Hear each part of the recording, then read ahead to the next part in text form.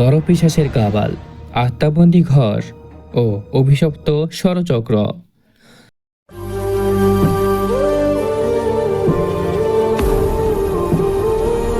এই ঘটনাটি আমাদের কাছে পাঠিয়েছেন কুষ্টিয়ার বাসিন্দা মাহফুজুল হক। তার ভাষ্যমতে এটি তার পরিবারে 3 প্রজন্ম ধরে ঘটে চলা এক ভয়ঙ্কর অভিশপ্ত ইতিহাস, যার মূল কেন্দ্রে ছিল এক প্রাচীন ব্ল্যাক ম্যাজিক কাবাল, একটি ছায়াঘেরা গোপন ঘর যেখানে প্রতিটি আত্মা বিক্রি হয় এক অভিশপ্ত ষড়চক্রের চুক্তিতে। সতর্কতা, যারা দুর্বল মনের তাদের এই গল্প শোনার আগে চিন্তা করে নেওয়া উচিত, কারণ এটি কেবল একটি ভয়ের কাহিনী নয়, এটি বাস্তবের ছায়া। আমার দাদা খোরশেদ আলম ছিলেন একজন মাদ্রাসার শিক্ষক, কিন্তু তার ছেলেবেলায় সে এক রহস্যময় ঘটনা প্রত্যক্ষ করেছিল যা সারা জীবন তাকে ছায়ার মতো তাড়া করেছে। 1953 সালের এক দুপুরে সে ও তার 2 বন্ধু মিলে গিয়েছিল পুরনো শ্মশানের পেছনে খেলা করতে। সেখানে তারা খুঁজে পায় একটি লোহার দরজা, মাটি চাপা দেওয়া, অর্ধেক পচা কাঠে মোড়ানো, যার গায়ে লেখা ছিল মৃত্যুর ঘর, যেখানে সময় থেমে গেছে 132 বছর আগে। তারা দরজাটি খোলে না, কিন্তু সেদিনের পর থেকেই দাদার চোখে দেখার ক্ষমতা বাড়তে থাকে। না, বাস্তব না, বরং ছায়া দেখা শুরু করে সে। তার প্রতিফলনে বারবার সে দেখে পেছনে দাঁড়িয়ে আছে 6টা অন্ধকার মুখ ও অবয়ব। এক রাতে দাদার ঘরে আগুন লেগে যায়। দেয়ালে তখন কেউ লেখা পায়, অন্তর্ভুক্তি সম্পন্ন, চুক্তি নবায়ন হবে 6 যুগ পরে। দাদা মারা যান, কিন্তু রেখে যান তার ডায়েরি। আমি তখন 21 বছর বয়সে পড়ছি। ডায়েরিতে লেখা, আমি বাঁচতে চাইনি, কেবল জানতে চেয়েছিলাম, কিন্তু এই জানার খেসারত দিচ্ছে এখন আমার রক্তের সবাই। আমি বিশ্বাস করিনি, কিন্তু তখন থেকেই শুরু হয় ঘটনাগুলো। আমার ফোনের স্ক্রিনে মাঝরাতে নিচে থেকে ভেসে ওঠে 6 কোণের তারকা চিহ্ন, আমার বিছানার নিচে রক্তাক্ত ছাপ, জানালার পাশে দাঁড়িয়ে থাকা কালো এক অবয়ব। আমি খুঁজতে থাকি, আর তখনই খোঁজ পাই কাবাল এর ইতিহাস।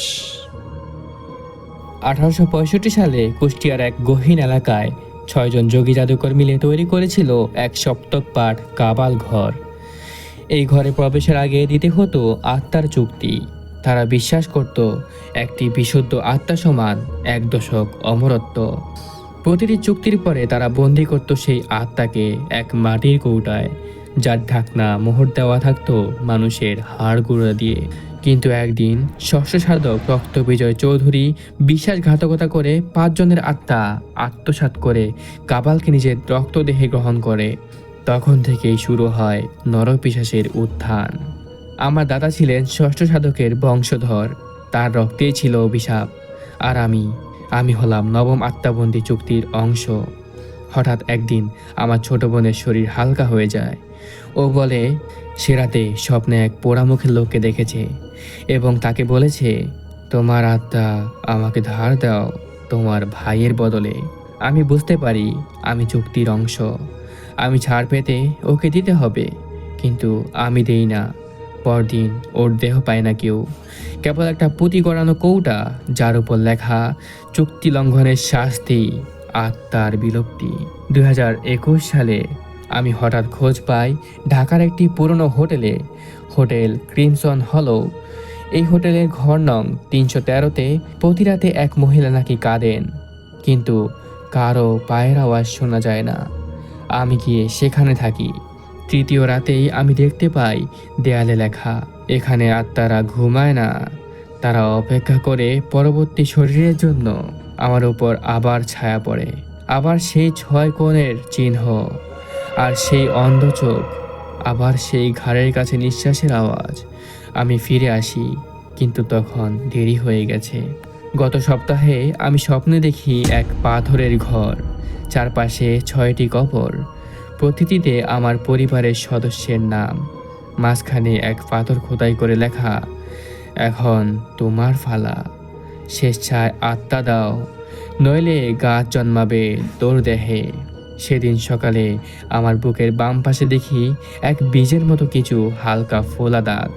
ডাক্তারের ভাষায় ওটা আনআইডেন্টিফিক্যাল অর্গানিক গ্রোথ, কিন্তু আমি জানি ওটা নরপিশাচ কাবাল বৃক্ষের বীজ। আমি এখন নিজেই ছুটছি কাবাল ধ্বংস করতে। পেয়েছি একটি পাণ্ডুলিপি, সেখানে লেখা আছে, অগ্নিতে 6 প্রতীক পোড়ালে ছায়া ভাঙবে, কিন্তু চুক্তির উত্তরাধিকার যদি 6 রাত না ঘুমায়, সে নিজেই হবে নতুন কাবালপতি। আমি আজ 5 রাত ঘুমাইনি, আর আজ আজ হবে আমার শেষ রাত।